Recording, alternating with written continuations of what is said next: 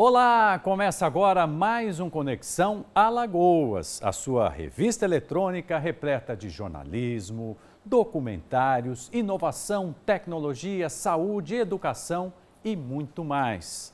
E no programa de hoje eu recebo com muito prazer o Dr. Juliano Pessoa, ele que atua numa área, talvez a área que mais cresça no direito, o direito médico e da saúde. Dr. Juliano, muito obrigado pela gentileza da sua presença, ter aceitado o nosso convite. Dá para dizer isso? Que essa é uma das áreas que mais crescem quando a gente fala em direito? Seja muito bem-vindo. Muito obrigado, Maru. Bom dia a quem nos assiste. De fato, eu diria que pode ser feita essa afirmação.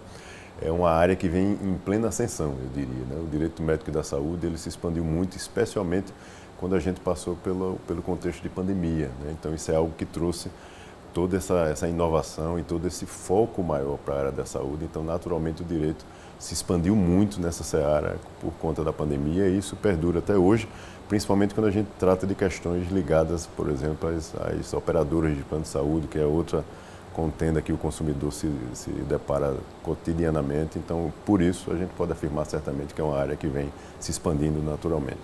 Doutor Juliano, na maior parte dos casos, os embates, vamos dizer assim, né, a consequência do litígio, envolve mesmo os popularmente chamados planos de saúde? Boa parte eu diria que em grande número a gente ouve falar muito na judicialização da saúde, né? Então, ou seja, o que é isso para quem está nos assistindo? Nada mais é do que essas relações jurídicas, processuais, né? Que tanto versa sobre a questão de operadores de plano de saúde, como também relações com o Sistema Único de Saúde. Então, essas demandas vêm crescendo em grande número, especialmente no tocante à área privada, ou seja, as operadoras de plano de saúde. Mauro, a gente vê uma crescente que não cessa, de fato. Por quê? Porque é uma relação de consumo, é uma relação privada. As operadoras, em grande maioria, focam muito, naturalmente, na obtenção de lucro, né, a cada ano que passa. Para você ter ideia, o último relatório que nós tivemos, propagado pela própria Agência Nacional de Saúde Suplementar, demonstra aí um faturamento de 3 bilhões, né, em todo o país, naturalmente, dessas operadoras. Então, isso naturalmente traz todo um contexto de discussão, né, muitas vezes de negativas, indevidas, abusivas, e que termina fazendo com que o consumidor não tenha outra saída a não ser buscar o Poder Judiciário, em muitos casos, para poder resguardar o seu direito, que muitas vezes deveria ser resguardado simplesmente com um pedido administrativo, mas não é isso que termina acontecendo na prática. Doutor, eu não quero usar aqui a palavra má-fé por parte das operadoras, mas há casos em que eles meio, para dizer bem popularmente, jogam verde para ver se colhem maduro nessa situação? Olha, você toca num ponto crucial, eu diria. Infelizmente, eu diria que há um excesso de rigor, vamos chamar assim, das operadoras na análise dos pedidos que são formulados pelos consumidores, de maneira geral. Então, muitas vezes, ela cria obstáculos que não deveriam existir. Então, se questiona a prescrição do profissional médico, se questiona a indicação de determinado procedimento, de determinado exame que foi solicitado. Então, o que a gente precisa deixar claro aqui para quem nos assiste, especialmente para os consumidores, é que quem é o senhor do tratamento daquele beneficiário, daquele usuário, é o médico assistente.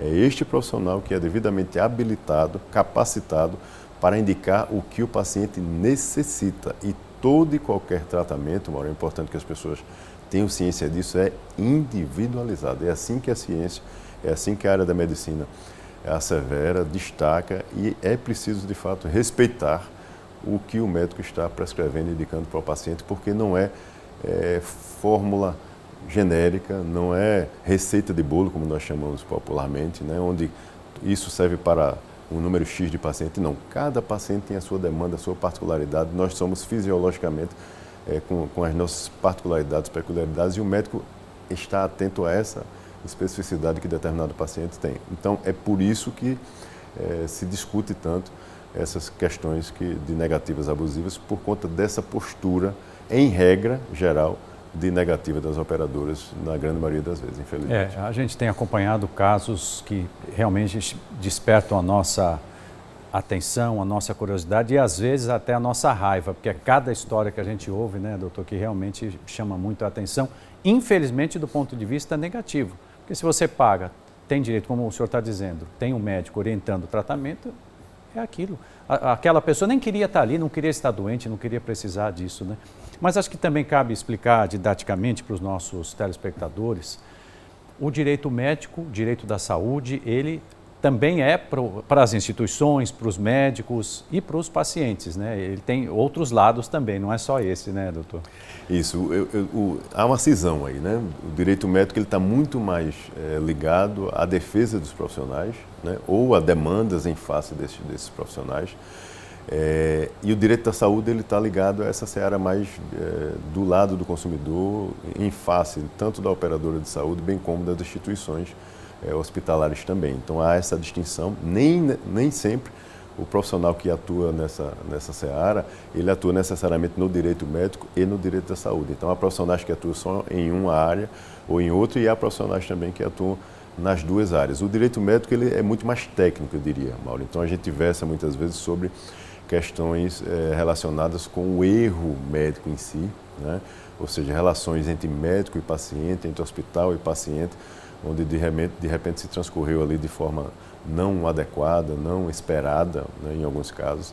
E isso pode, sim, ensejar uma demanda judicial discutindo algum tipo de reparação civil ou até criminal, dependendo do contexto, daquela conduta inadequada de um profissional, de uma instituição. Então, existem, sim, essas demandas que são totalmente distintas das demandas consumeristas, vamos dizer assim, que versam sobre as operadoras de plano de saúde. Muito bem, antes da gente voltar em outros detalhes que chamam a atenção, queria contar um pouquinho a história do Juliano. Como é que foi essa tua trajetória até chegar aqui hoje em 2025? Como é que foi a escolha pelo direito? Eu sei que eu conheço a sua história, mas queria dividi-la com os nossos telespectadores. Eu iniciei minha vida, na realidade, no mundo corporativo, né? Eu trabalhei quase 20 anos na indústria farmacêutica, né? Trabalhei em um laboratório farmacêutico conhecido, a Pfizer, né? Principalmente pós-pandemia, passou a ser muito conhecida por conta das vacinas. Mas trabalhei quase 20 anos nesse ramo, sou administrador com especialização em marketing antes de ser advogado. E no curso aí dessa caminhada profissional, eu já tinha uma certa paixão pelo direito de adolescência. Então resolvi buscar esse sonho lá da adolescência. Fui fazer direito já com uma formação, já estabelecido profissionalmente. E a migração para o direito médico da saúde, e quando eu fiz essa escolha, Mauro, é interessante porque não se falava tanto como hoje, né? Hoje é uma área em ascensão, como você destacou na abertura, mas à época não era uma área incipiente. E eu fiz essa opção porque justamente por conta dessa ligação com a indústria farmacêutica. Então eu já conhecia de muito perto, mesmo sem ser advogado, a dinâmica dos profissionais de saúde, a dinâmica desse serviço, dessa prestação de serviço de saúde por conta da indústria farmacêutica, por estar ali próximo tanto dos profissionais como das instituições.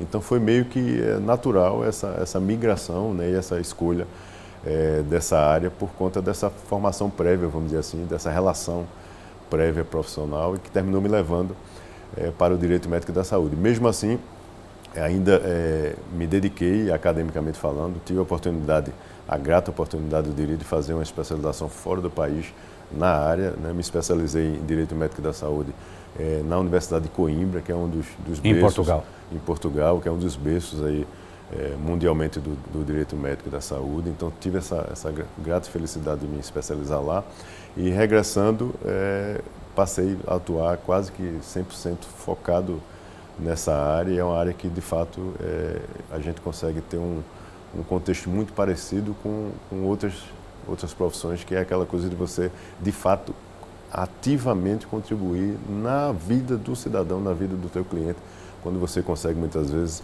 atingir o objetivo dele ter acesso ao serviço de saúde, acesso a um tratamento que ele está necessitando e não está sendo assistido. Então, ou seja, é muito gratificante essa recompensa que você recebe diretamente do cliente quando você consegue atingir o objetivo de resguardar o direito dele lá na ponta. Então, é uma área muito, muito interessante. Eu também atuo no direito médico, né, de maneira mais específica, geralmente na defesa dos profissionais.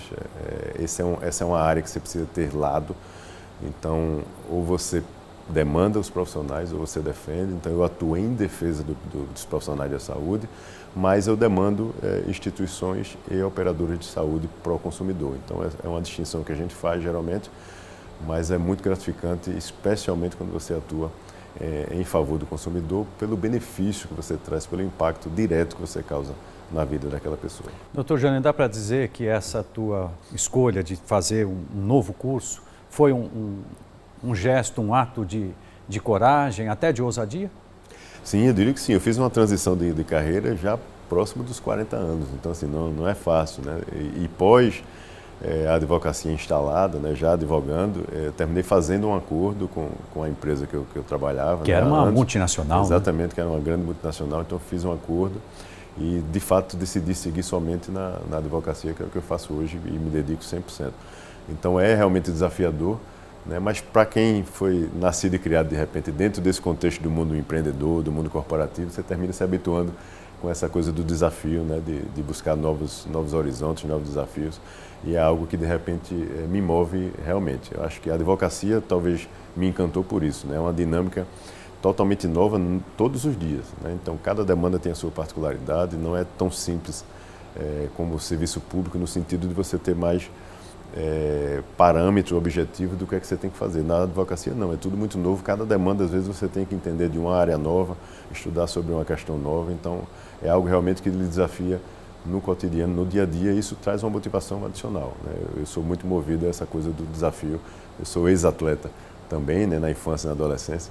O que o senhor praticava? Joguei basquete. Basquete. Né? Então, ou seja, a mentalidade de atleta é muito isso, né? Os desafios servem para serem superados, então a gente termina levando isso como profissional e para a vida como um todo, e eu tenho muito essa mentalidade de atleta ainda, esse resquício permanece aí por toda a nossa vida. Então eu prefiro muito essa dinâmica mais ativa, mais sem previsibilidade. Eu acho que é muito perfil de cada pessoa, né? Tem gente que gosta mais da coisa previsível, a mesma coisa todo dia, eu sou mais dessa forma dinâmica.